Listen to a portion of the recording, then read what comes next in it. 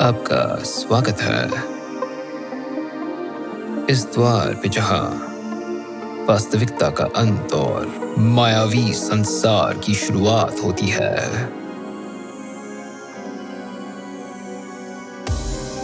अनुचित, अशुभनीय, नामुमकिन, इस वास्तविकता के दीवारों के पार अब आप प्रवेश कर रहे हैं इस विचित्र जगत में जहां दिया बुझते ही रात में भेड़ियों की गुर्राहट सुनाई देती है। एक ऐसी दुनिया जहां हर प्रार्थना का जवाब सिर्फ आसमान से गिरते पक्षियों की लाशों से हो। नमस्कार, मैं हूं करण और ये है करण की खौफनाक कहानियां।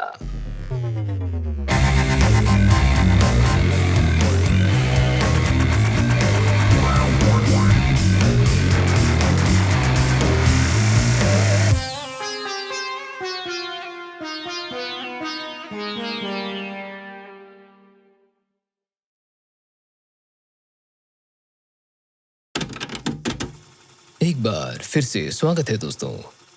मैं हूं आपका होस्ट करण और आज आपके सामने लेकर आया हूं करण की खौफनाक कहानियों का दूसरा एपिसोड। हमारी सीजन की शुरुआत को 2 हफ्ते बीत चुके हैं। कैसे हैं आप लोग? क्या किया इन 2 हफ्तों में? मैं आपको अपने कारनामे बताता हूं। मैं अपने मृत परिवारजनों से संपर्क करने की कोशिश कर रहा हूं।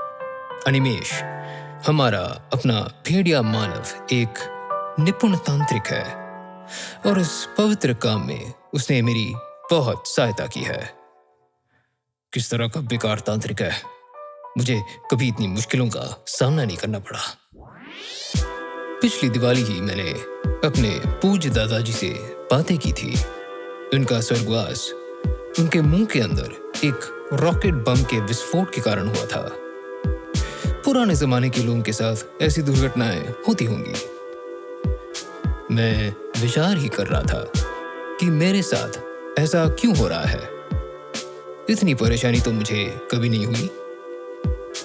तभी मुझे आभास हुआ, जब से मैंने इस कार्यक्रम को आरंभ किया है, ऐसा प्रतीत होता है कि भूत पिशाच मेरी दुनिया में नहीं आना चाहते, मुझसे संपर्क नहीं बनाना चाहते। वो क्या है? हमारा प्रसारण कक्ष यानी स्टूडियो इस नश्वर विश्व के ही नहीं बल्कि भूत पिशाचों की दुनिया के दायरों के भी पार है। क्या वो शक्तियां अभी भी मुझ पर नजर रखती हैं या मैं उन पर नजर रखता हूं? शायद किसी की बुरी नजर लग गई है, क्या पता। माफ करना निमेश, तुम्हारी काबिलियत पर शक करने के लिए। इस मामूली असुविधा ने आज के विषय को प्रभावित किया है। आज हम बात करेंगे परिवार के बारे में, एक ऐसी चीज जिससे सभी भारतीयों का भावुक जुड़ाव है और जो चीज इस विचित्र पारिवारिक किस्से को और भी अविश्वसनीय बनाता है वो है आपने बुरी नजर के बारे में तो सुना ही होगा ना। वो घातक दृष्टि जो आपका अनिष्ट करती है। मुझे ज्ञात नहीं कि ये शक्ति वाकई काम करती है या नहीं, पर आप क्या करेंगे अगर आपके परिवार में किसी के ऊपर बुरी नजर लगी हो? और कहानी को और रोचक बनाने के लिए यह भी मान लें कि वो बुरी नजर लगाने वाला कोई और नहीं, आप खुद हैं। हमारे निर्माता निष्ठ जीवा प्रस्तुत करते हैं एक ऐसी कथा जिसमें तोने टोटके, भूत पिशाच और दबी छुबी पारिवारिक दुश्मनियां जाग जाती हैं। नजर पट्टू।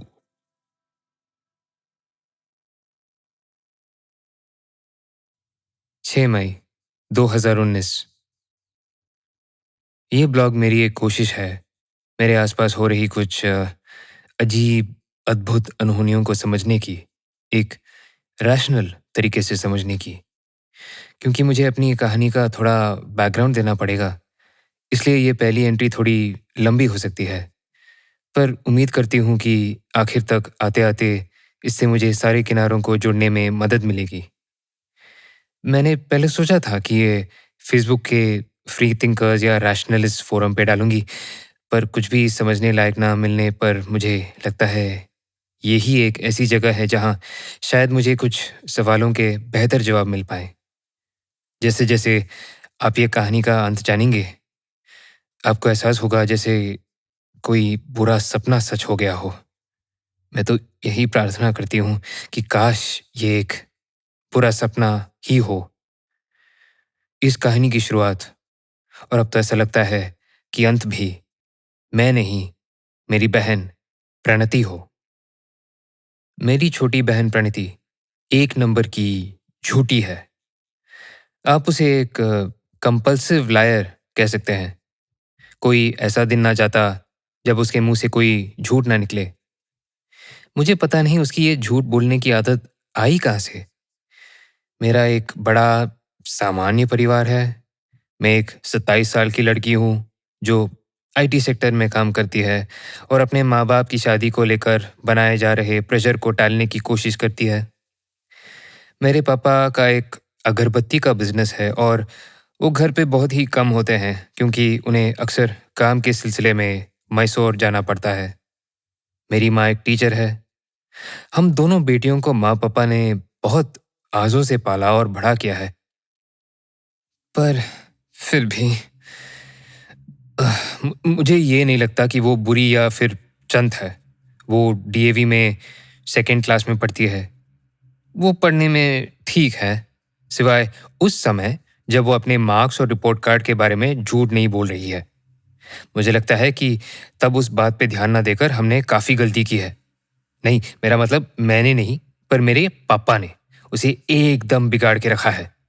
पता नहीं वो उसे इतना लाड क्यों करते हैं। चिन्नारी, चिन्नारी कहकर बुलाते हैं। हिंदी में मतलब गुड़िया या छोटी बेटी।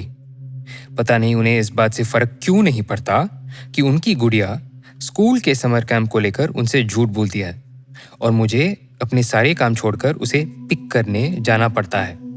पता नहीं ये उनके लिए कैसे बड़ी बात नहीं है कि वो कहती है कि उसकी क्लास टीचर एक दायन बनकर बच्चों को डरा रही है, जो उसने क्लास में भी ड्राइंग करके दिखाया था।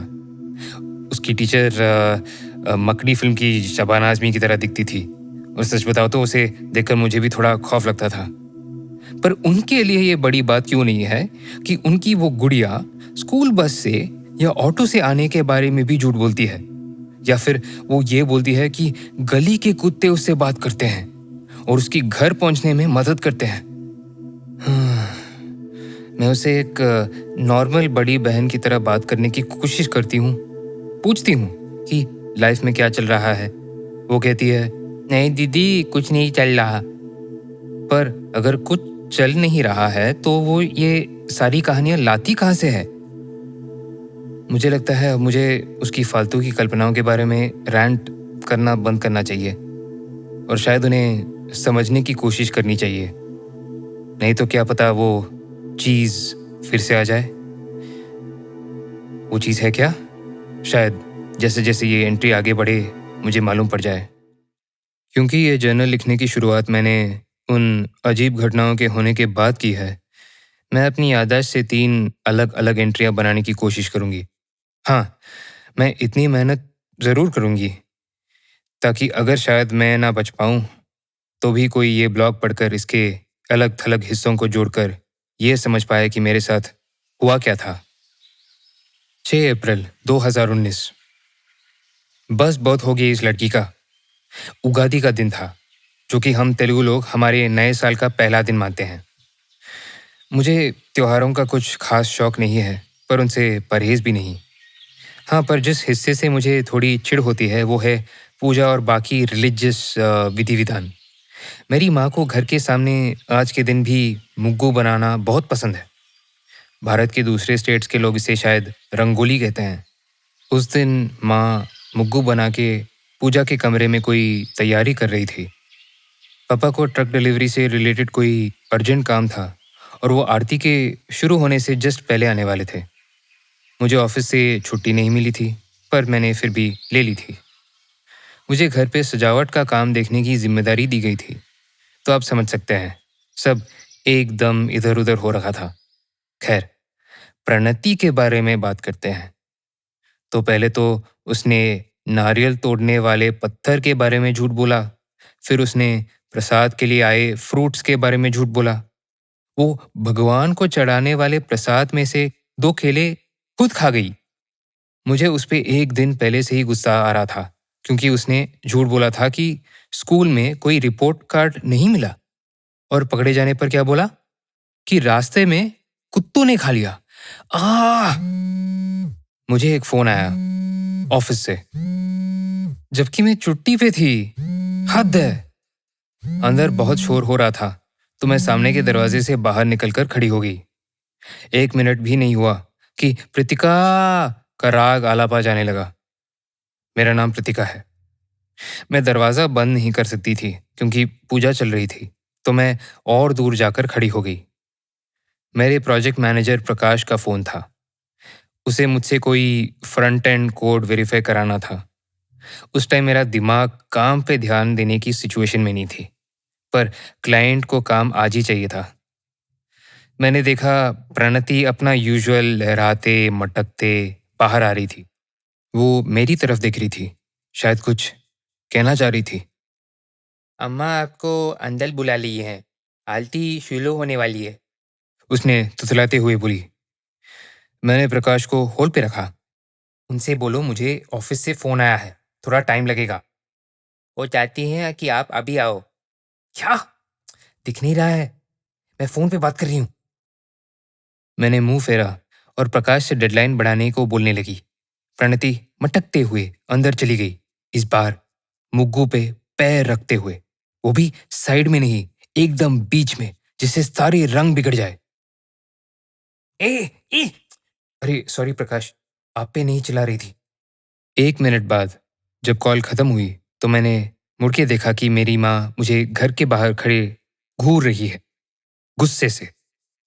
क्या हुआ? मैंने पूछा। क्या मतलब है तुम्हारा क्या हुआ? 3 घंटे लगे थे सुबह ये मुग्गू बनाने में।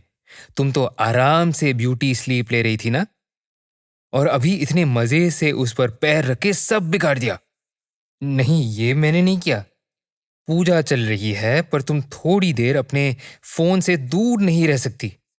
लो, अब तो तुम्हारे पापा भी आ गए, उन्होंने दूर से पापा को आते दिखकर बोला। मैंने पीछे मुड़कर देखा कि पापा को यादैया लॉरी से छोड़कर जा रहे हैं। यादैया पापा के मेन ड्राइवर हैं, जो उनका ज्यादातर माल ट्रांसपोर्ट करते हैं। ये सुबह सुबह क्या झगड़ा लगा रखा है? उन्होंने हमारे पास आते ही कहा, और फिर बिगड़े हुए मुग्गू पे नजर पड़ते ही उनके मुंह से निकला, अरे रे।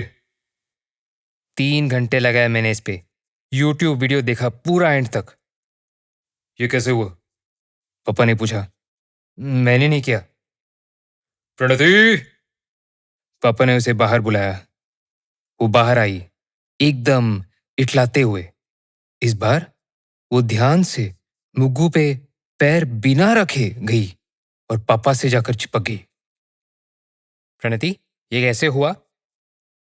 अम्मा अभी भी उसी बात के पीछे पड़ी थी। अक्का, वो फोन पे लगी हुई थी, प्रणति ने बोला। क्या?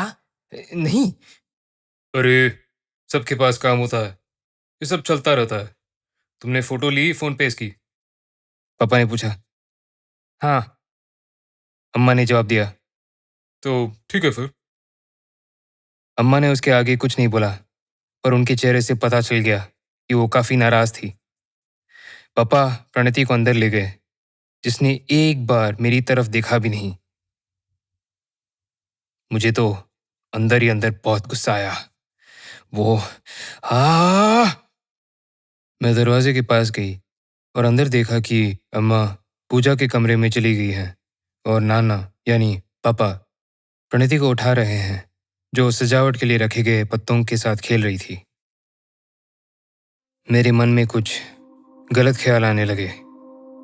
ये छोटी सी चुड़ैल, ये चालबाज कुतिया, और ये इतने सरल तरीके से करती है ये सब। इसे पता है मैंने नहीं किया, इसे पता है ये चढ़ी थी उस पे। मुझे इसके पैरों पे रंग दिखाई दे रहे हैं। मेरे माता पिता, अम्मा नाना अंधे हैं क्या? इतना बिगाड़ के रख दिया है। सर के बल पटक दो और खत्म करो इसका किस। कुछ बड़ा नीला सा, जो मुझे दांतों जैसा दिख रहा था, मेरे सामने आकर गिरा। प्रतिका! सब लोग बाहर भागे। मैंने उस बड़ी सी चीज को ध्यान से देखा, जो अगर 1 इंच और आगे होती तो सीधा मेरा सिर फूट जाता। मैंने जमीन पर पड़ी उस चीज को ध्यान से देखा। उस चीज को कई नामों से बुलाते हैं। चश्म नजर, नजर गुरबोनी, नजर बट्टू, बेदार बोम्बे, दिष्टिबोमा, हर भाषा में अलग नाम से। ये घर के सामने टांगा जाता है। ये वाला सख्त नारियल के ऊपर राक्षस का चेहरा पेंट करके बनाया गया था। कहते हैं इससे बुरी नजर और काली शक्तियां दूर भागती हैं। मैंने इससे पहले कभी घर की सामने वाली दीवार पे टांगे नहीं देखा था। उसकी त्वचा दिखने के लिए उसकी शक्ल नीले रंग से पोती थी और आंखें लाल और पीले से। मुझे उसके कलर्स काफ़ी अच्छे लगे, ये देखते हुए कि नज़र बट्टू अक्सर काफ़ी बदसूरत रंगों से पूते होते हैं। ये मेरे परिवार को पेदनाना, मतलब मेरी माँ के बड़े भाई ने गिफ्ट किया था अपनी कैम्बोडिया ट्रिप से।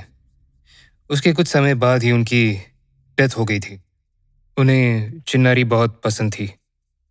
खैर, यह नज़र बट्टू भी कोई गिफ्ट में देने की चीज़ है। आप मुझे एक नया फ़ोन दे देते पेदनाना, पर आप मेरे लिए ये लाए जिससे अभी मेरा सर फूट जाता। आप तो समझ चुके ही होंगे अब तक कि वो चीज़, वो चेहरा मुझे पसंद नहीं। पर पता नहीं ये एक कोइंसिडेंस था या क्या। काश कोइंसिडेंस ही हो। बताने की ज़रूरत नहीं होनी चाहिए कि उस दिन आरती नहीं हुई। 13 अप्रैल 2019। उस दिन के बाद से मैं काफ़ी बीमार चल रही हूँ। मैंने ऑफिस से छुट्टी ले रखी है। छुट्टी भी बस नाम की छुट्टी है, क्योंकि मुझे इस बीमार हालात में भी घर से काम करना पड़ रहा है। किसी को भी लगेगा कि घर पे आराम करने से फीवर कम होगा, पर मेरा फीवर दिन पर दिन बढ़ता ही जा रहा है। अब मैं इतनी बेवकूफ़ नहीं हूँ कि अपनी बीमारी को उगादी वाले दिन जो कुछ भी हुआ उससे कनेक्ट करूँ। बात यह है कि मुझे अभी तक डॉक्टर के पास जाने का भी टाइम नहीं मिल पाया। मेरी कंपनी के हालात भी ठीक नहीं और उसकी मार मुझे भी झेलनी पड़ रही है। घर पे रहने की वजह से मेरा प्रणति से भी काफ़ी आमना सामना हो रहा है और इस वजह से मेरा मूड खराब रहता है। हालांकि मैंने उससे उस दिन के बाद से बहुत कम बात की है। क्यों बात करूं मैं? पर आज रात कुछ बहुत अजीब हुआ। तबीयत खराब होने की वजह से मैं आजकल अलग कमरे में सो रही हूँ। 1 साल पहले अम्मा यानी मेरी दादी की मौत हो गई थी, तो उनका कमरा खाली पड़ा हुआ है। मैं उसी कमरे में हूँ। कहीं ऐसा हो कि चिन्नारी को मुझसे इन्फेक्शन ना लग जाए। खैर, मेरे लिए तो अच्छा ही है। मुझे उसके साथ रूम में नहीं सोना पड़ेगा और उसकी मन गढ़ंत कहानियां नहीं सुननी पड़ेंगी। हालांकि बीमारी की वजह से मुझे नींद भी नहीं आती है। आज रात भी मैं करवटें बदल बदल कर सोने की कोशिश कर रही थी जब मुझे प्रणति के कमरे से आवाज़ें सुनाई दी। वो तो वैसे भी ख्याली दोस्त बनाती रहती हैं, पर आज मैंने किसी को उसकी बातों का जवाब देते सुना। इससे मेरा दिमाग थोड़ा सा ठनका, पर मुझे पता है कि प्रणति ऐसे रोल प्ले करते समय आवाज़ें बना के बोलती हैं, इसलिए मैंने इसके बारे में ज़्यादा नहीं सोचा। ये नन्ही चुड़ैल फिर से खुद से बातें कर रही है। मैं उसके रूम पे गई। दरवाज़ा अंदर से बंद था। मुझे अंदर से आवाज़ें सुनाई दे रही थी। 2 आवाज़ें। मैं जानती हूँ उस वक्त मैं काफ़ी थकी हुई थी, पर मुझे पक्का यकीन है मैंने 2 आवाज़ें सुनी और दोनों ही आवाज़ें प्रणति की लग रही थी। इसका मतलब वो खुद से बातें कर रही थी। पर ये आवाज़ें कमरे के दो अलग हिस्सों से आती लग रही थी। मैं काफी चौंक गई और मैंने उसे दरवाजे पे जोर से खटखटाया। लोग यहाँ सोने की कोशिश कर रहे हैं। तुम्हें अपनी नींद खराब करनी है तो करो, मेरी नहीं। मैंने गुस्से से उसे बोला, पर ज्यादा जोर से नहीं। अब दोनों आवाजें शांत हो गई। मैं अपने कमरे में जाकर फिर से सोने की नाकामयाब कोशिश करने लगी। फिर मैंने उसके कमरे का दरवाजा खुलने की आवाज सुनी। यह अब क्या कर रही है? मैं उठी और उठकर अपने रूम का दरवाजा खोला और देखा कि प्रणति उतरी हुई, चक्कर ली हुई मेरे कमरे के दरवाजे पे खड़ी है। मुझे घूर रही है।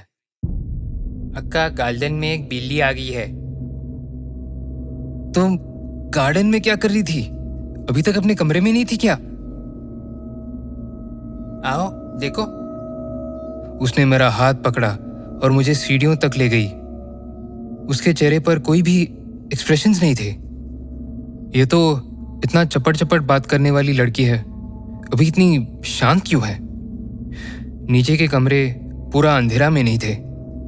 एक डिम बल्ब हमेशा जलता रहता था, जिसका स्विच नीचे सीढ़ियों के पास है। मैंने नीचे देखा।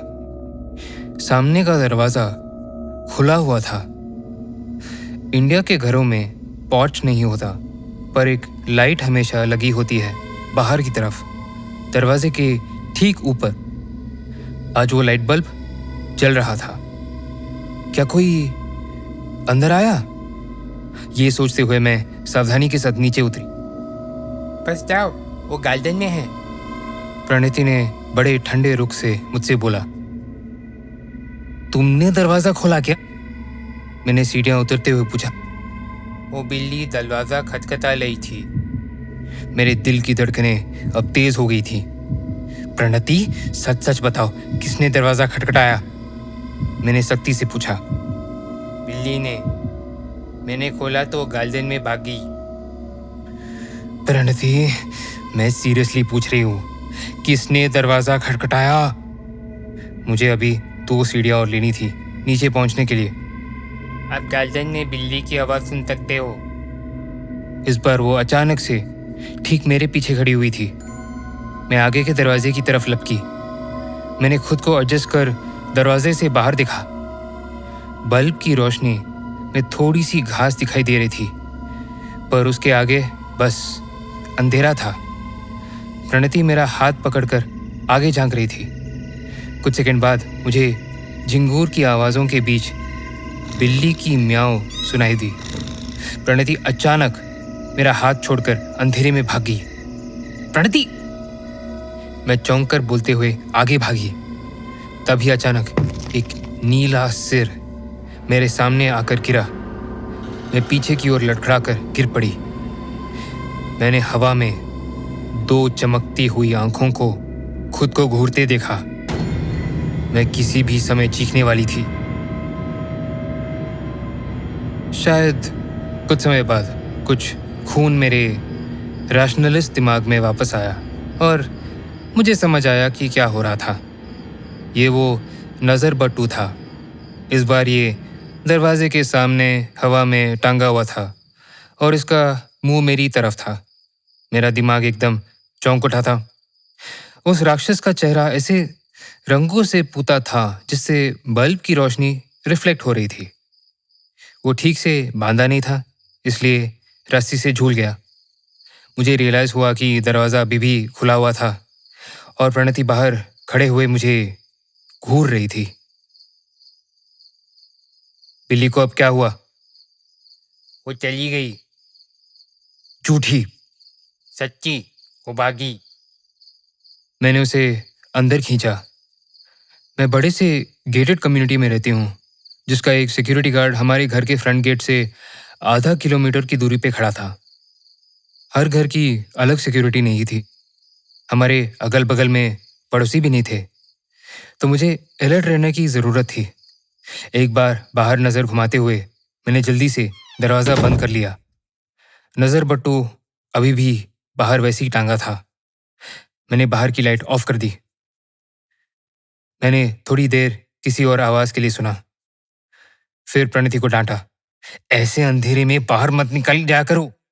उसको ऊपर ले जाने के बाद मैंने उससे बार बार पूछती रही कि दरवाजा किसने नॉक किया था। उसने वही जवाब दिया। इसका मतलब तुम दरवाजा खटखटाने के बारे में भी झूठ बोल रही थी। नहीं अक्का। दूसरे कमरे से अम्मा की जोर से आवाज आई। तुम लड़कियां सोगी भी? क्या पंचायत लगा रखा है इतनी आधी रात को?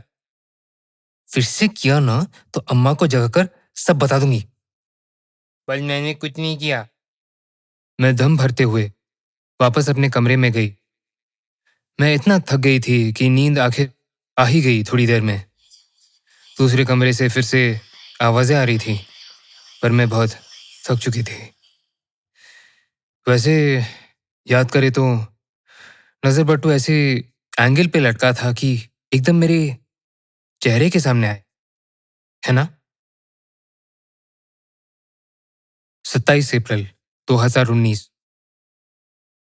मैं आजकल डिनर के समय भी प्रणति से बात करना या उसकी तरफ देखना अवॉइड कर रही हूँ। हेलो अक्का, वो बोलती है, पर मैं कोशिश करती हूँ कि उसका जवाब ना दूँ। उसे समझ नहीं आता है क्या? मेरा फीवर ठीक हो गया है और मैं ऑफिस भी जाने लगी हूँ, पर अभी भी मैं अपनी दादी के कमरे में सोती हूँ। रात को वो आवाज़ें अभी भी कभी-कभी सुनाई देती हैं। उस रात जो हुआ वो काफ़ी अजीब था। मेरा मन अभी भी जो सब मैंने देखा उसे समझने की कोशिश कर रहा है।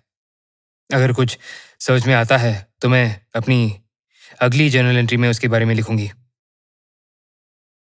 काम का स्ट्रेस काफ़ी हो रखा है, इसलिए मैं घर थकी हुई आती हूँ। थकने की वजह से मैं बेड पे जाते ही सो जाती हूँ, चाहे आवाज़ें आ रही हों या नहीं। आज रात मैंने अपने कमरे के दरवाजे पे हल्की सी दस्तक सुनी। पता नहीं मेरे सोने के बाद से कितनी बार नॉक हो चुका था। मैं आंखें मलते हुए उठी और दरवाजा खुला। प्रणति फिर से खड़ी थी, पत्थर की तरह ठंडी बन के। नहीं, उसके चेहरे में एक शैतानी मुस्कान थी। बिल्ली नीचे आई है। क्या? तुम पागल हो? तुम उसे अंदर क्यों लाई? मैं नहीं लाई, वो ऑलरेडी है। झूठ मत बोलो। बताओ, कहाँ मिली तुम्हें? मैंने अभी अभी लिविंग रूम में देखी। बदल दे प्रॉमिस। उसने सर पे हाथ रखते हुए बोला। मैंने एकदम से उसके सर के ऊपर से उसका हाथ हटा दिया। ऐसी झूठी कस्में मत खाया करो। ये जानते हुए भी कि उसने बिल्ली को अंदर घुसाया था, मैंने सीढ़ियों पर से नीचे झांका। इस बार नीचे बिल्कुल अंधेरा था। वो धीमा बल्ब जो रात को जलता है, वो भी नहीं जल रहा था। मेरी आंखें इस बल्ब के स्विच को अंधेरे में ढूंढने लगी। ये स्विच सीढ़ियों के नीचे की तरफ है। इंग्लिश में एक कहावत है ना, क्यूरियोसिटी किल्ड द कैट। मैं धीरे धीरे सीढ़ियों को पकड़ते हुए सीढ़ियों से नीचे उतरी। मैंने प्रणति की तरफ देखा, जो मेरे साथ नीचे नहीं उतरी थी। कहाँ है बिल्ली? मुझे तो कहीं नहीं दिख रही। काले रंग की एक बिल्ली है, आप उसे अंधेरे में नहीं देख सकती। ओ, जो कहा। उसने जवाब नहीं दिया। एक अजीब सी शांति थी। मुझे अपनी सांसों की आवाज सुनाई दे रही थी, सिर्फ अपनी और किसी की नहीं। यह श्रोताओं को बताना चाहूंगी कि अगर किसी इंसान को नींद आ रही हो तो उसका दिमाग ज्यादा नहीं चलता है। वो इंसान खुद अपने ख्यालों और उनके पीछे के लॉजिक को ढंग से समझ नहीं पाता। सीढ़ियों से आधा आगे आकर मैंने देखा, जहां फ्रंट डोर होना चाहिए उसके ठीक सामने वो चमकती हुई आंखें। जैसे जैसे मैं उतर रही थी, वो नजरें मुझ पे ही गड़ी हुई थी। तो मतलब सही में बिल्ली है? मैं ऐसा बोलते हुए पीछे मुड़ी। प्रणति वहां नहीं थी। अजीब बात है। मैंने मुड़कर देखा, वो आंखें अभी भी वहां थी। अब मैं पहचान पा रही थी कि ये बिल्ली की आंखें नहीं थी। इन आंखों में अलग चमक थी। ये तो वही चमक है जो मैंने कुछ रात पहले देखी थी।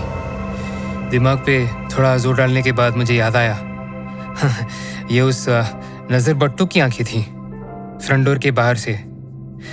मैंने इस गलत ऑब्जर्वेशन का इल्ज़ाम अपनी नींद से भरी हुई आंखों को दिया और सीढ़ियों से उतरी। साइड की दीवार को छूते हुए मैंने स्विच को ढूंढा। अब बस मुझे उसे ऑन करना था, लेकिन मैंने उसे ना ऑन करने का फैसला किया, क्योंकि ऐसा करने से घर के अंदर जो बिल्ली थी वो चौंक जाती। ऊपर से मेरी आंखों को भी अब अंधेरे में थोड़ा बहुत दिखाई दे रहा था। फिर मेरे दिमाग में एक सवाल आया, क्या मुझे यकीन था कि वो बिल्ली ही है? ये लाइट क्यों नहीं जल रही थी? अम्मा कभी भी डिनर के बाद ये लाइट जलाना नहीं भूलती है। क्या किसी ने उसे बंद किया? कहीं कोई घर के अंदर तो नहीं घुस आया था जो अभी तक छुपा था? ये सब ख्याल आते ही मेरी तो नींद ही भाग गई। मैंने चारों तरफ देखा। उस नज़र बट्टू की आंखें अंधेरे में आराम से चमक रही थी। फिर मुझे अचानक रियलाइज हुआ, दरवाज़ा तो बंद है। कोई रोशनी ही नहीं थी जिससे मैं देख सकूं जो मुझे दिख रहा था।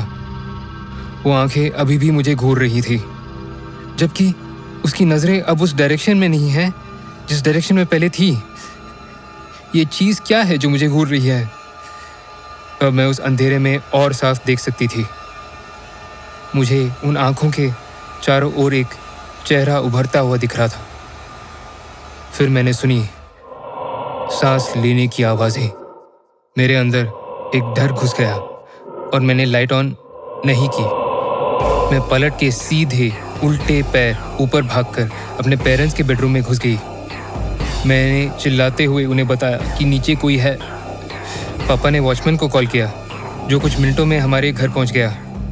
तब तक पापा प्रणति को अपने रूम में ले आए। वो ऐसे चलते हुए आई जैसे नींद से जगी हो। क्या नौटंकी है ये लड़की? मैंने एक शब्द नहीं बोला। वॉचमैन और पापा ने मिलकर पूरा घर छान मारा। मैं जरा भी नीचे नहीं गई। उन्हें वहां कुछ नहीं मिला। वॉचमैन ने वादा किया कि वो हमारे घर के आसपास ज्यादा चक्कर काटेगा। अम्मा नाना ने मुझे कंफर्ट किया और मुंह धुलाने के लिए बाथरूम में ले गए। थोड़ी देर अम्मा नाना के रूम में रहने के बाद मैंने अपने रूम में चली गई। प्रणति भी अपने कमरे में चली गई। शायद स्ट्रेस और खराब स्लीप साइकिल की वजह से इंसान को इमेजिनरी चीजें दिखने लग जाती हों। प्रणति के कमरे से मुझे अभी भी आवाजें सुनाई दे रही हैं। ये तो मेरा भ्रम नहीं है। 5 मई। आज रात को जब मैं सोने जा रही थी, किसी ने मेरे दरवाजे पे खटखटाया। फिर कुछ हल्के कदमों की भी आवाज सुनाई दी। मैंने दरवाजा नहीं खोला। थोड़ी देर बाद कदमों के वापस जाने की आवाजें आईं। मुझे बहुत तेज नींद आ रही थी, जिस वजह से मैंने ध्यान नहीं दिया कि वो जो कोई भी था कितने मिनट बाद वापस गया। बस इसके अलावा इस हफ्ते कुछ भी अजीब नहीं हुआ। पापा का बिजनेस कुछ अच्छा नहीं चल रहा है। उनके एक ट्रक ड्राइवर की हाईवे पे एक्सीडेंट में मौत हो गई। शायद ये लोग कल शनि दोष हटाने के लिए कुछ पूजा करेंगे। ये लोग इतने सुपरस्टिशियस क्यों हैं, मुझे समझ नहीं आता। खैर, ऑफिस में प्रकाश ने लंच में बिरयानी के लिए मिलने पूछा ताकि कुछ ऑफिस का काम डिस्कस कर सके। मैंने मना कर दिया, क्योंकि मैं ऑफिस के काम की बात करके वैसे भी हमेशा थक जाती हूँ। पर इस बार मुझे लगा कि शायद वो मुझे डेट पे चलने के लिए पूछ रहा था। वैसे एक आईटी ऑफिस के हिसाब से उसकी शक्ल बुरी भी नहीं थी, पर पता नहीं एचआर क्या कहेगा। 6 मई। निरंतर। मैंने पिछले दिन जो कुछ भी अजीब हुआ वो डेट वाइज लिख दिया है। अब मैं आज जो हुआ उसके बारे में लिखूंगी। अम्मा और नाना को लगता है घर को किसी की बुरी नज़र लग गई है, जिसे हटाने के लिए आज उन्होंने पूजा कराई। कोई सत्यनारायण व्रतम कहते हैं, और क्योंकि वो कुछ ज़्यादा ही रिलीजियस हैं, मतलब सुपरस्टिशियस हैं, उन्होंने हवन भी रखा। जिन्हें नहीं पता है उनके लिए बता देती हूँ। हवन में आग जलाई जाती है और मंत्र पढ़ते हुए उसमें घी, कपूर और बाकी सामग्री इत्यादि डाली जाती है। पूजा कराने वाले पंडित जी भी बहुत अजीब थे। बड़ा एंथुसियाज्म से बता रहे थे कि कैसे इस पूजा से लाइफ में आने वाली हर परेशानी सॉल्व हो जाती है, साथ में लंबी उम्र और अच्छी किस्मत भी मिलती है, मोक्ष भी मिलता है। पता नहीं था कि इस तरह की पूजा भी होते हैं। सारे धर्मों में यही होता है ना? खैर, आपको लगता होगा कि ऐसा करके मेरे पेरेंट्स के मन को शांति मिल जाएगी, पर ऐसा हुआ नहीं। मेरे पेरेंट्स की एंग्जाइटी की वजह से उस दिन पूजा में सब कुछ गड़बड़ ही होता रहा। अम्मा को साड़ी पहनाने में बहुत देर लगी। जब तक पंडित जी आए, तब तक सजावट पूरी ही नहीं हो पाई। पापा, जो सब कुछ इतने ध्यान से प्लान करते हैं, हवन के लिए घी खरीदना भूल गए। उस दिन पूजा का कुछ भी प्लान के मुताबिक नहीं गया। उगादी वाले दिन से भी ज्यादा chaotic था। इस बार सारा सामान मैं ला रही थी। नींबू, नारियल, आटा, फूल, ताकि सब कुछ राइट टाइम से हो जाए, क्योंकि कुछ भी सही नहीं जा रहा था। प्रणति पापा की गोद में शांति से बैठी थी, हर बार की तरह, बहुत लाड से, क्योंकि शायद बैठ के बस पैम्पर होने के लिए किसी तैयारी की जरूरत नहीं होती है ना। बहन जी, कोई दोष या बुरी दृष्टि है जो आपके घर पे पड़ गई है? पंडित जी ने अम्मा से कहा। सब कुछ जैसे तैसे हो रहा था। फिर बारी आई हवन के लिए लकड़ी लाने की। हर बार की तरह अम्मा इस बारे में झगड़ा करने लगी कि उन्हें कहाँ रखी थी। मैं फिर लकड़ी लेकर आई और उसे हवन की आग में डाल दिया। मैंने प्रणति को देखा। जैसे जैसे आग बढ़ती गई, धुआं भी बढ़ता गया और वो खांसने लगी। मुझे ये देखकर एक खुशी सी हुई। अब यहाँ ये बता देना ज़रूरी है कि उस पल में मेरा मन का एक कोना था जो ये चाहता था कि उस धुएं में उसका दम घुट जाए। कृतिका! मेरे पापा चीखे, अपने हाथ से मेरी ओर इशारा करते हुए। मैंने पीछे मुड़ के देखा तो मेरी साड़ी ने आग पकड़ रखी थी। मैं तो जैसे पैरालाइज ही हो गई और कुछ समझ नहीं आ रहा था कि मैं क्या करूं। मैं वहीं साड़ी खोलने लगी, पर आग अगले ही सेकंड में मेरे ब्लाउज तक पहुंचने वाली थी। पापा उठे और झट से मुझे गार्डन में खींच लाए। मैं साड़ी खोल ही रही थी कि पापा ने गार्डन होस से पूरी फोर्स से मुझ पे पानी डाला। वो आग जो मुझे अगले ही पल खाने वाली थी, बुझ गई।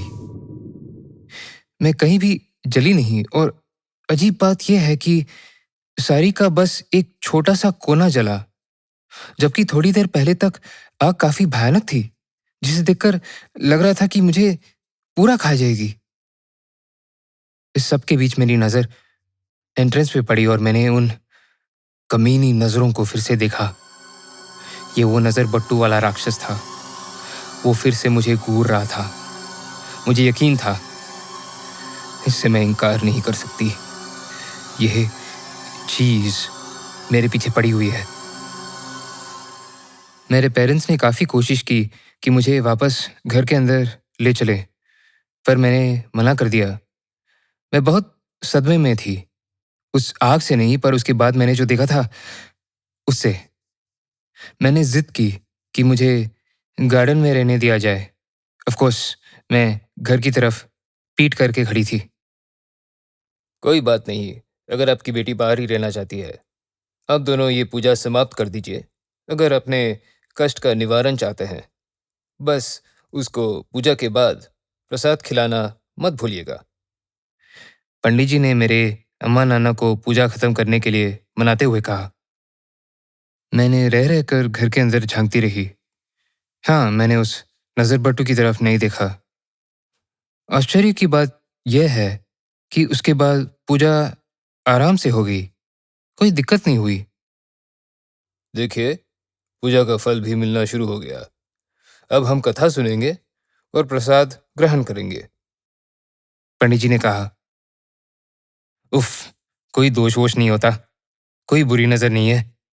इस चीज़ को साइकोलॉजिकली ऐसे एक्सप्लेन किया जा सकता है कि किसी इंसान को ऐसा परसेप्शन हो सकता है कि दूसरे के बुरे इरादों की वजह से उसे नुकसान हो रहा हो। पर एक चीज़ मुझे समझ नहीं आई कि कैसे एक भयानक सा दिन इतने आराम से निकला, मेरी साड़ी में आग लगने वाले हादसे के बाद। नहीं, मेरे घर से बाहर जाने के बाद। जिससे कि मेरे बाहर जाते ही कुछ समय के लिए मेरी फैमिली की प्रॉब्लम्स सॉल्व हो गई हो। जैसे मैं संकट की जड़ थी। क्या मैं थी वो दोष? क्या मैं ही वो बुरी नज़र थी? अम्मा ने मुझे फाइनली अंदर ले आई और मुझे अपनी पुरानी लंगावनी में लपेट दिया। मैं अब सो नहीं पा रही। मैं ये ब्लॉग लिखने के सहारे ही रात काट रही हूँ। मेरा वजन भी काफ़ी कम हो गया है। प्रकाश ने मुझे कल बिरयानी खाने चलने के लिए फिर टेक्स्ट किया। मैं नहीं जा सकती। मैं बिल्कुल भी नहीं जा सकती। ओके, मैं कोई फालतू के जादू टोने पर यकीन कर रही हूँ। मैं कल ही उस नजर बट्टू से छुटकारा पाती हूँ। एडिट। मैं फिर से लिख रही हूँ। किसी के हंसने की आवाज से मेरी नींद खुल गई। मैं कह नहीं सकती कि वो हंसी किसी बुरे सपने में सुनी या प्रणति के कमरे से। मैं उस हंसी के पीछे की आवाज को नहीं समझ पा रही हूँ। अगर किसी और कमरे से वो आवाज आई होती तो मेरे अम्मा नाना ने भी सुनी होती ना। शायद मैं कुछ ज्यादा ही सोच रही हूँ। मैं फिर से सोने की कोशिश करती हूँ। 7 मई।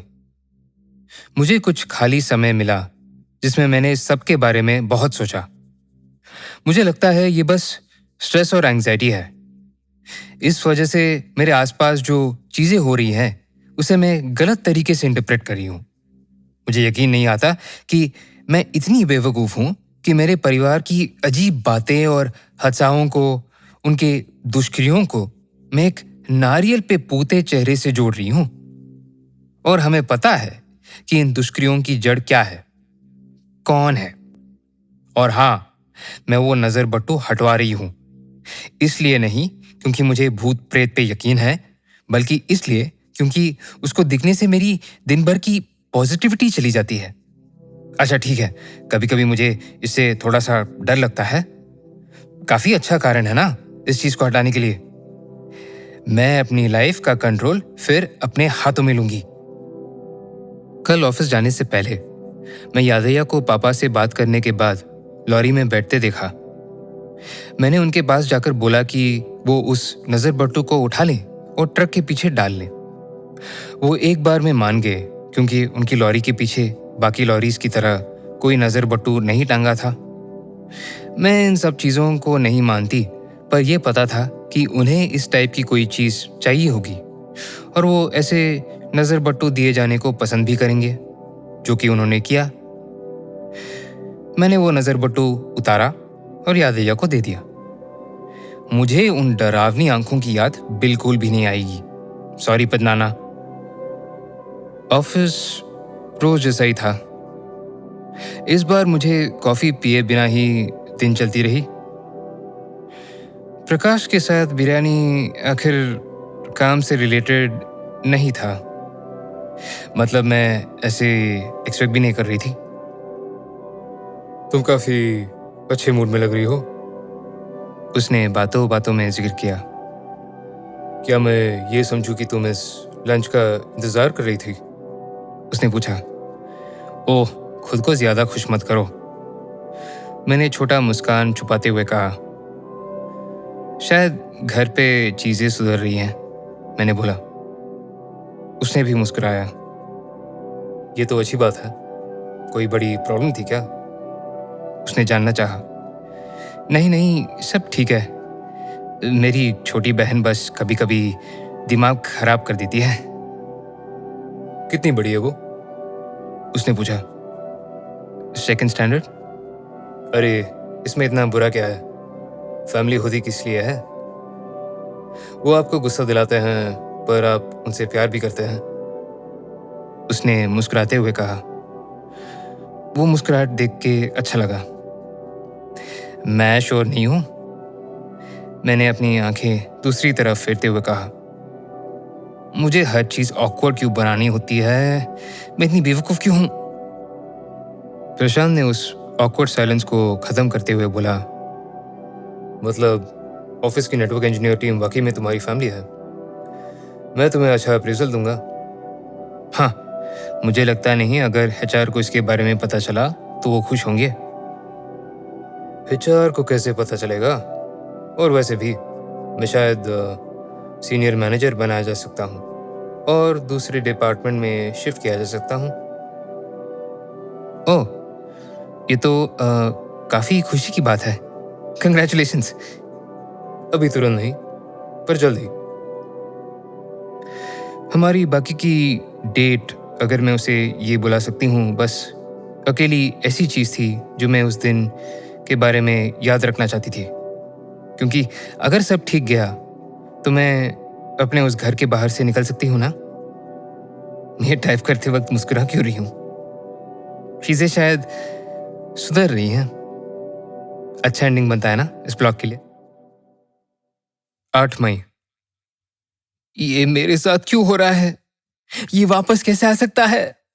कैसे वापस आ सकता है? जब मैंने इसे यादయ్య को दिया था तब तक प्रणति स्कूल जा चुकी थी, तो ये नजर बट्टू वापस कैसे आ सकती है?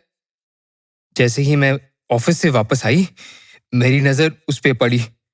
वो दरवाजे के सामने जमीन पर पड़ा हुआ था। थोड़ा सा उसका सर टूटा हुआ था और कुछ क्रैक्स थे, ऐसे जैसे वापस जुड़ गया हो। मैंने प्रणति को बुलाकर इसके बारे में पूछा, तो उसने अपने यूजुअल तरीके से जवाब दिया कि वो नजर बट्टू स्कूल से उसके पीछे पीछे आया था। पुलिस ने रास्ते के कुत्तों को दला के भगा दिया, टॉफी को भी, उसने जवाब दिया। टॉफी एक गली का कुत्ता था जिसे वो कभी कभी स्कूल की बस के बस स्टॉप पे खिलाती थी। उसका जवाब सुन के मुझे यकीन हो गया कि प्रणति ही नजर बट्टू को वापस लाई थी। पर कैसे? इसका और क्या मतलब हो सकता है कि किसी सूखे हुए नारियल में जान आ गई और वो मेरी छोटी बहन के पीछा करते हुए घर तक आ गया? नहीं नहीं, ये हो ही नहीं सकता। मुझे होश में आने की जरूरत है। शायद यादయ్య ने प्रणति को यह दिया हो, पर वो ऐसा करेंगे क्यों? शायद उन्हें इसकी जरूरत ना हो इसलिए। पर वो तो कुछ दिनों के लिए मैसूर जाने वाले थे। यादయ్య पापा के ट्रस्टेड ड्राइवर्स में से हैं। वो हमेशा प्रोसेस चंदन के प्लांट पे डिलीवरी करते हैं और पापा के गोडाउन पे लेके आते हैं। वो प्रणति को ये नजर बट्टू देने के लिए उसके स्कूल से वापस आने तक वेट क्यों करेंगे? एक मिनट, मैं प्रणति की स्कूल से वापस आने वाली बात पे क्यों यकीन करूं? प्रणति ने शायद यादయ్య के जाने से पहले ही ये चुरा लिया हो सकता है। पर प्रणति तो उस दिन पहले ही स्कूल जा चुकी थी। ठीक है, एक बार मुझे किसी ने कहा था कि अपने ख्याल लिखने से स्ट्रेस और एंजाइटी कम होते हैं, तो शायद मुझे इसके बारे में और सोचना चाहिए। कोई ऑल्टरनेट एक्सप्लेनेशन के बारे में। और वो ये है कि कुछ अलौकिक हो रहा है और ये कोई छोटा मोटा वहम नहीं है। मुझे कुछ हद तक सही में डर लग रहा है कि उस नजर बट्टू का राक्षस मेरे पीछे पड़ा है और जो अब तक अजीब चीजें हो रही हैं उनकी वजह वो ही है। सच बोलूं तो मैंने ऑनलाइन सर्च भी किया है और वही यूजुअल रिजल्ट आया कि ये नजर बट्टू बुरी नजर और बुरी शक्तियों को हटाने के लिए होते हैं वगैरह वगैरह। एक वीडियो में एक ज्योतिषी ये भी बोलता है कि कई बार राक्षसों की शक्ल लगाने से घर में राक्षसी और बुरी शक्तियां घुसने की कोशिश करते हैं। मैं अब एस्ट्रोलॉजर्स की क्यों सुन रही हूं और ये चीज मेरे पीछे क्यों पड़ी है? आपने इसे उस दिन ढंग से बांधा नहीं और जल्दी से टांग दिया। हमेशा जल्दी में रहते हैं आप। अम्मा ने उस टूटे हुए नजर बट्टू के लिए नाना को डांटते हुए कहा। उन्हें पता नहीं था कि मैंने कल उसे घर से बाहर भिजवा दिया था, पर अब उन्होंने उस मनहूसियत को छिटकी टूटी हुई हालत में घर के बाहर पड़ा हुआ देख लिया। क्या मैंने अभी अभी मनहूसियत बोला? आह! मेरा मन तो हुआ कि कह दूं, इसे फेंक देते हैं। इससे पहले कि मैं कुछ बोल पाती, अम्मा नाना पे फट पड़ी। इसको फिर से लगा दो। ये आखिरी चीज है जो सूरी ने हमें दी है, और इस बार अच्छे से टांग दीजिएगा। पापा अंदर से स्टूल लेकर आए और अम्मा अंदर चली गई। प्रतिका, तुम ऐसे घर के बाहर क्यों खड़ी हो? अपने ही घर के अंदर आने से डर लग रही है क्या? ऐसा कुछ नहीं है नाना। पापा स्टूल पे चढ़े और इशारा करते हुए मुझसे कहा, ये मुझे पकड़ाना प्लीज। ये सुन के मुझे तो जैसे सांप सूंघ गया। जब मैं वापस आई थी और उसे देखा, तब मैंने उसे छुआ नहीं था। मेरी हिम्मत नहीं हुई थी। पर अभी मैंने उसे उठाकर पापा को दिया। उसे देखकर ऐसा लगा कि वो सड़ रहा हो। शायद वो नारियल कभी ढंग से सुखाया ही नहीं गया था। शायद ये पहली बार है जब मैंने उसे इतने पास से देख रही थी। ऐसी चीज गिफ्ट में कौन देता है? तुम्हें पता है ना ये सूरी ने दिया था। हाँ, मुझे पता है नाना। पता है किसको दिया था? पूरे फैमिली को? नहीं, प्रणति को। हाँ? मेरा दिमाग घूम गया। मुझे समझ नहीं आता कि ऐसी चीज कोई एक बच्चे को क्यों देगा। तुम्हारी माँ के भाई काफी अजीब कैरेक्टर थे। अब ये कोई खिलौना तो उन्हें है नहीं जिससे प्रणति खेलेगी, इसलिए हमने इसे यहाँ टांग दिया। मैंने स्टूल से उतरने में उनकी मदद की। फिर अपने संदेह को पुष्टि करने के लिए मैंने उनसे पूछा, नाना, काम कैसे चल रहा है? उन्होंने एक लंबी सांस भरी और बोले, यादें आ जानती हो ना? उनकी लॉरी सड़क के बीचों बीच खराब हो गई। दूसरी गाड़ी से टकराते टकराते बची। वो ठीक है ना? हाँ हाँ, पर आधा माल पीछे से गिर गया। मैं बस खुश हूं कि कोई घायल नहीं हुआ। उसे बोलना पड़ेगा कि दारू पीना बंद करे। पापा का हाथ पकड़कर मैं डरते और ना चाहते हुए अपने खुद के घर के अंदर घुसी। पापा ने फिर मुझे अपडेट दी। वैसे तुम्हारी अम्मा और मैं कल मैसूर जा रहे हैं 4-5 दिन के लिए। मुझे बिजनेस थोड़ा सही करना है। कुछ दिनों से अजीब चीज़ों की वजह से माल के आने जाने में बड़ी दिक्कतें आ रही हैं। मैं चौंक गई। पर अम्मा क्यों जा रही हैं? मैंने कभी उन्हें मैसूर नहीं घुमाया ना ढंग से।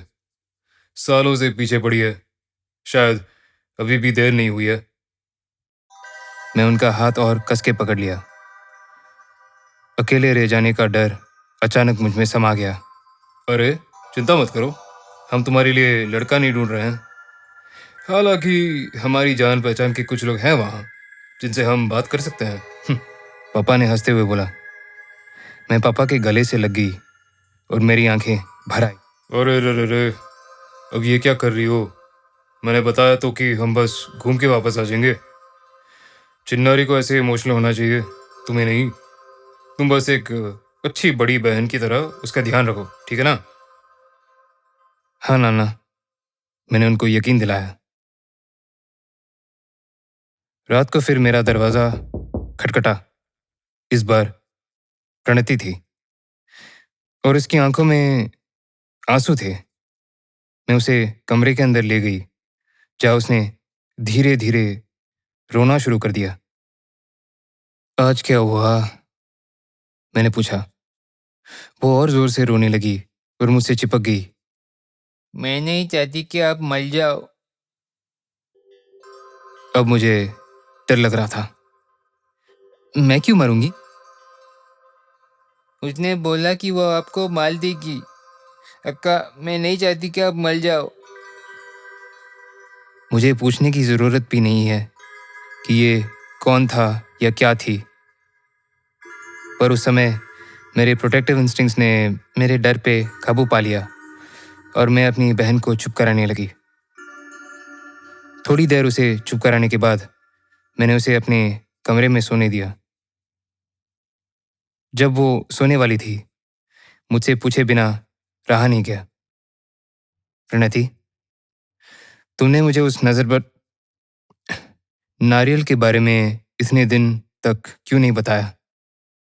हाँ अक्का, आज ना नारियल जी मेरे पीछे पीछे चल रहा था ना। हाँ हाँ, मैंने सांस भरी। फिर वही कहानी।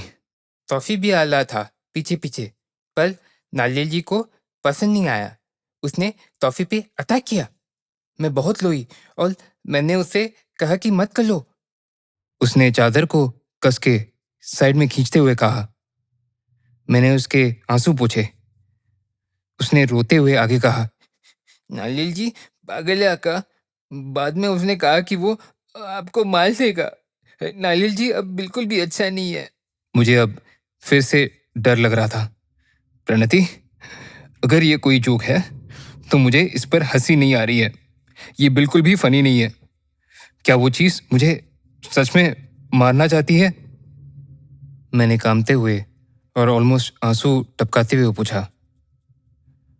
उसने अपना हाथ मेरे सिर पे रख दिया। आपकी कसम अक्का, वो मेरे साथ उस दिन से लॉस है जब से सुली पेदनाना ने मुझे दिया था। रोज मुझे दिखता है। इतने दिनों तक उसने कुछ नहीं किया था, पर अब उसने टॉफी पे अटैक किया और मैं नहीं चाहती कि वो आपको मार डाले। वो मेरे से गले लग गई। मैं उसकी पीठ सहलाने लगी। सूरी पेदनाना को मरे हुए 6 साल हो चुके हैं। ये नज़र बटू देने के कुछ महीनों के अंदर ही वो चल बसे थे। वो चीज़ इतने सालों से। इस बात की पूरी गहराई मुझे अब समझ आ रही थी, पर मैं उसका सामना नहीं करना चाहती थी। मैं चिल्लाकर उसके बारे में और पूछना चाहती थी, मगर मैं बस उसकी पीठ सहलाती रही। वो अब कहाँ है? मैंने पूछा। प्रणति ने दरवाजे की तरफ देखा। मैंने भी देखा। मुझे लगा मुझे दरवाजे के नीचे से कोई परछाई दिखाई दी। रिफ्लेक्स में मैंने अपने पैर अपनी तरफ खींचे और प्रणति को कस के पकड़ लिया। मैंने उसे कतीफ कर ली। मैंने उससे कहा मेरे पास मत आओ, वो नहीं आएगा। मुझे आधा घंटा लगा हिम्मत जुटाने में। मैं उससे इतनी सारी चीजें पूछना चाहती थी। क्या इतने साल तक वो सच बोलती रही? अपने रिपोर्ट कार्ड्स के बारे में, अपनी अजीब कहानियों के बारे में, उस टाइम के बारे में जब हमारे पेरेंट्स के आगे उसने मुझे बकरा बना दिया था। अचानक मेरा ध्यान उसके हाथ पे गया। अपना हाथ दिखाओ। कुछ नहीं है। दिखाओ। रमेश अक्का, कुछ नहीं है। इस बार उसने अपना हाथ मेरे सिर पे नहीं रखा। मैंने अपना सर हिलाते हुए उसका हाथ पकड़ा और उसकी मुट्ठी खोली। काटने का निशान लग रहा था। मैंने उससे पूछा नहीं, पर बहुत सोचा कि किसने काटा होगा, टॉफी ने या कुछ और। हम कल डॉक्टर के पास जा रहे हैं और तुम्हें इंजेक्शन लगवाएंगे, चाहे तुम्हें अच्छा लगे या नहीं, मैंने उसे बताया। उसने मना किया, ऑफ कोर्स। ये लड़की भी ना, वो अभी फिलहाल सो रही है। मुझे भी लिखना बंद करके सोना चाहिए, नहीं तो मैं पागल हो जाऊंगी। एडिट। मैंने नींद में दरवाजे पे खटखटाहट सुनी। पहले तो मुझे प्रणति पे बहुत गुस्सा आया, मेरी पहले से बर्बाद हुए स्लीप साइकिल को डिस्टर्ब करने के लिए। फिर मुझे अचानक याद आया कि प्रणति तो मेरे बगल में आराम से सोई हुई है। मैंने दरवाज़ा नहीं खोला। मुझे दोबारा नॉक भी नहीं सुनाई दी। अब सूरज निकलने वाला है और कुछ नहीं हुआ इसके अलावा। कल मैं प्रणति को वैक्सीनेशन के लिए अस्पताल लेकर जा रही हूँ। 10 मई। मैं 48 घंटों से सोई नहीं हूं, पर यह पागलपन नहीं है, मुझे पता है। मैं उस मानसिक स्थिति से कहीं आगे पहुंच चुकी हूं और कोई डिटेल्स अब यहां मैटर नहीं करनी चाहिए। मैं ये अपने फ़ोन से टाइप कर रही हूं, घर के बाहर बगीचे से। प्रणति मेरे साथ ही है, एक काली बिल्ली भी।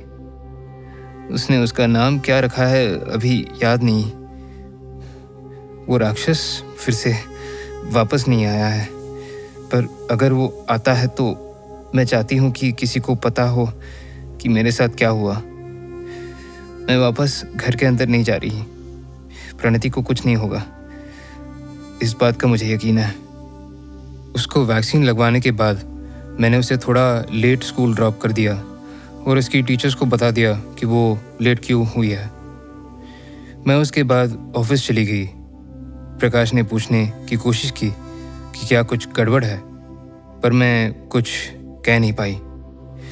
वो थोड़ा मायूस हो गया, पर उसने मुझे ज़्यादा कुछ बोला नहीं। शाम को सूरज ढलने के बाद घर पे मैंने प्रणति को उसके कमरे में ही घुसे देखा तो मैं थोड़ा चौंक गई, खासकर उस सब के बाद जो कल रात हुआ था। मैंने उसके नाइट लैंप की हल्की रोशनी उसके कमरे के बंद दरवाजे के नीचे से देखी। हमारे माँ बाप मैसूर के लिए निकल चुके थे और मुझे कहीं ना कहीं ये पता था कि इसका मेरे लिए क्या मतलब हुआ। मैं उसके कमरे की तरफ गई तो रोने की आवाज़ ही सुनाई दी। मैं अंदर गई तो देखा प्रणति बिना तस से मस हुए बिस्तर पे पड़ी रो रही थी। अब क्या हुआ? मेरे बेड के नीचे राक्षस है, उसने सिसकते हुए बोला। प्लीज प्रणति, बहुत हो गया। मेरे बेड के नीचे राक्षस है, प्लीज मुझे यहाँ से ले चलो। वो अब और जोर से सिसकने लगी। तुम मेरे साथ ऐसा क्यों कर रही हो प्रणति? कल तुमने बोला राक्षस मुझे मारना चाहता है, आज तुम कह रही हो कि वो तेरे बिस्तर के नीचे है। वो बहुत डरावना है, मुझे बेड पे से उठा लो। मैं तुम्हारे झूठ से थक चुकी हूँ। तुमने और तुम्हारे राक्षस और भूत ने मेरी जिंदगी नरक कर दी है। मैं बता नहीं सकती, बहुत देख ली मैंने तुम्हारी नौटंकी। मेरा सारा क्रोध और सारी नफरत बाहर आ रही थी। प्लीज अक्का, प्लीज मेरा यकीन कर लो, वो मेरे बेड के एकदम नीचे है। बदल दे प्रॉमिस अक्का। और वो जोर जोर से रोने लगी। ठीक है, देखते हैं नीचे क्या है, मैं दम भरते हुए कहा। मैं नीचे झुकी और बेड के नीचे के अंधेरे में जागने की कोशिश की। मैंने देखा कि बेड के नीचे प्रणति सिमटे हुए बैठी थी। अक्का, मेरे बेड पे राक्षस है, वो मैं नहीं हूँ, उसने सिसकते हुए कहा। मैंने एकदम झटके में फिर से बेड के ऊपर देखा। उस पर फिर प्रणति बैठी थी। अक्का, मेरे बेड के नीचे राक्षस है, प्लीज। उसकी आंखों से आंसू बह रहे थे। मेरा मुंह जैसे पैरालाइज हो गया हो। मैंने फिर से नीचे देखा। वो मैं नहीं हूँ, मेरी बात मानो अक्का। बेड के नीचे वाली प्रणति ने बोला। मैंने फिर से बेड के ऊपर देखा। आप उसे सुन सकती हैं, वो मेरी आवाज में बोल रही है, मुझे यहाँ से ले चलो प्लीज। मैंने फिर से नीचे देखा। अक्का, प्लीज उसे मत ले जाओ, वो असली नहीं है, वो झूठ बोल रही है। बेड के नीचे वाली प्रणति अब सुबक सुबक के रोने लगी। अगर 1% भी चांस था कि प्रणति इस कमरे में थी तो मुझे पता है कि मैं भाग नहीं सकती थी। आप मेरी बात क्यों नहीं मान ली अक्का? आपने उसे देखा था, मुझे पता है आपने उसे देखा। अब उसकी बात क्यों सुन रही है? अब कभी मुझ पे यकीन नहीं करती। बेड के ऊपर वाली प्रणति चीखने लगी। मुझे थोड़ा गिल्टी सा महसूस हुआ। मैंने अपना एक हाथ बेड पे रखा, पर मेरा मन के एक हिस्से ने मुझे फिर बेड के नीचे भेज दिया। बेड के नीचे वाली प्रणति सिर बाहर निकालते हुए बोली, मैं अब झूठ बोलना बंद कर दूंगी। मैं बहुत सॉरी हूँ। इस बार मेरा यकीन करो, बाहर चली जाओ। उसने धीरे धीरे रोते हुए ये बोला। मैंने अंदर घुसकर प्रणति को बेड के नीचे से बाहर खींच लिया। बेड के ऊपर से रोने की आवाज एकदम बंद हो गई। प्रणति को अपनी गोद में पकड़े हुए मैं ऊपर देखा। अब बेड पे कुछ भी नहीं था। अब मेरी निगाहें बेड के नीचे पड़ी, जहां से अभी थोड़ी देर पहले प्रणति के पैर बाहर आए थे। मुझे अंधेरे में दो जानी पहचानी आंखें दिखाई दी।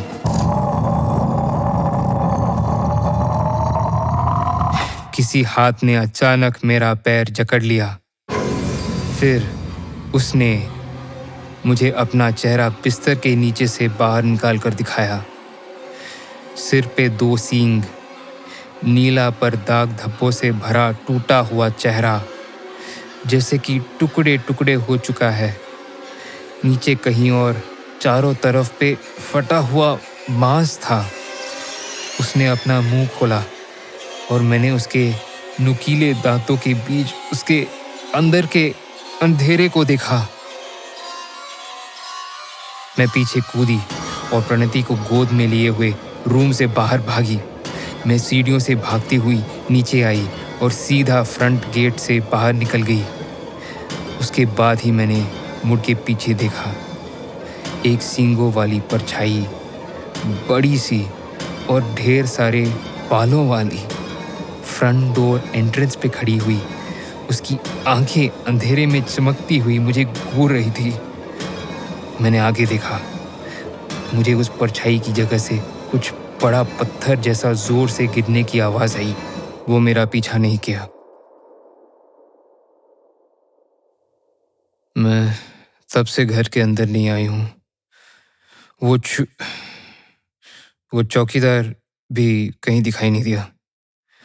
जैसे जैसे सुबह हुई, मेरी थोड़ी हिम्मत बढ़ी और मैं लॉन में वापस आई। वो नजर बट्टू जमीन पे पड़ा हुआ था, फ्रंट एंट्रेंस के सामने, जैसे कि अपनी साइड पे गिरा हो।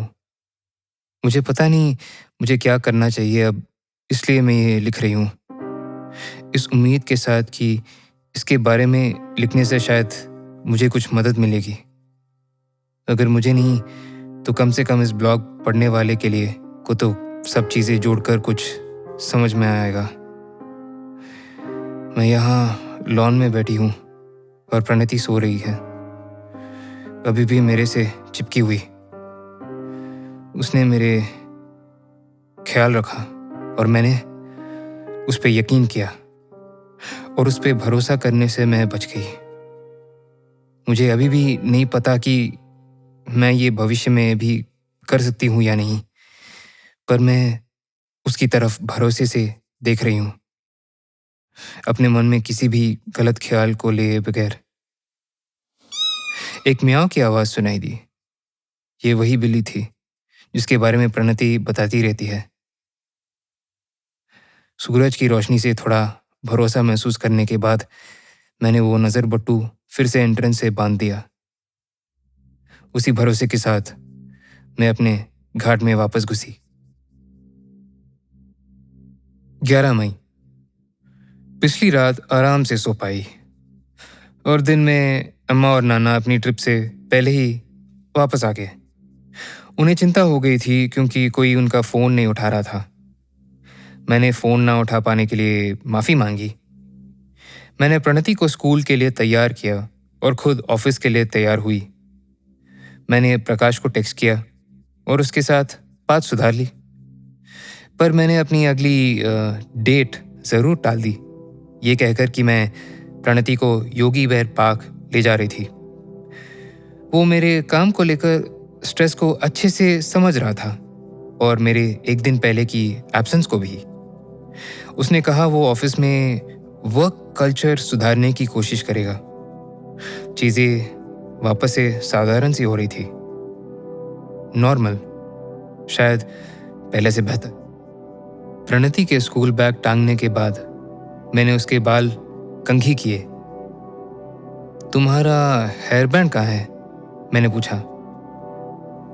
नारियल जी ने ले लिया।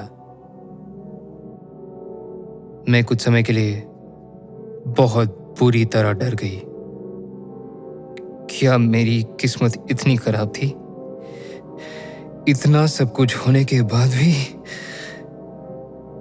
फिर मुझे याद आया कि मैंने क्या करने का फैसला लिया था। ठीक है, मैं नारियल जी से ही पूछ लूंगी, मैंने कहा। वो स्कूल जाने से पहले मेरे गले लग गई। उसको स्कूल भेजने के बाद मैं एंट्रेंस पे उस नज़र बट्टू के पास गई। मैंने उसकी आंखों में घूरा। ऐसा लगा कि वो राक्षस मुझे वापस देख रहा हो, जैसे पहरेदारी करने वाली कोई निगाहें देखती हो। ये मैं क्या कुछ भी करने जा रही हूँ, ऐसा सोचते हुए मैंने बोल लिया। तुम्हारा काम हो गया, उसे मुझसे कोई खतरा नहीं है। तुम शायद जानते ही हो मैं अब उसे कैसे देखती हूँ। अब प्लीज तुमने उसे जो लिया है वो वापस कर दो। एक लंबा सन्नाटा बहुत देर तक बरकरार रहा। मुझे सच में जवाब का इंतजार करने की वजह से बहुत बड़े बेवकूफ़ जैसा लगा। मैं ज़रूर बहुत बड़ी बेवकूफ़ ही थी उस समय। ऐसे अनाड़ी की तरह घूरते हुए मेरी नज़र अचानक एक जगह पर पड़ी। ये नज़र बट्टू घर के प्रवेश पे रस्सी से लटका हुआ है और रस्सी कील पे टांगी है, और उस कील पे मुझे दिखाई दिया प्रणति का हेयर बैंड।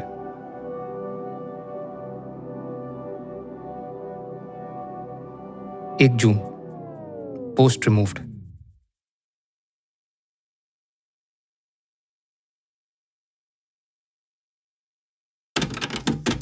वाह, क्या लंबी कहानी थी।